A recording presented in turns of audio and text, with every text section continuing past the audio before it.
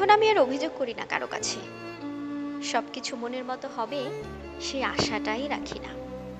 যা হচ্ছে হচ্ছে, যে বন যে রূপে সাজাচ্ছে সাজছি, যে মুকুট পরাচ্ছে পরছি, যে পথে চালাচ্ছে চলছি, যা যা হারাতে বাধ্য করছে হারাচ্ছি, যা যা সওয়াচ্ছে সইছি।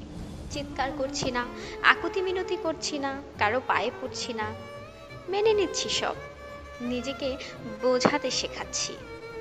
তোমার বুকে পাথর ছোড়াই যখন জীবনের প্রবৃত্তি, তখন নিস্তরঙ্গ পুকুর হয়ে থাকলে চলবে না। তোমাকে নদী হতে হবে, পাথর বুকে নিয়েও বইতে শিখতে হবে।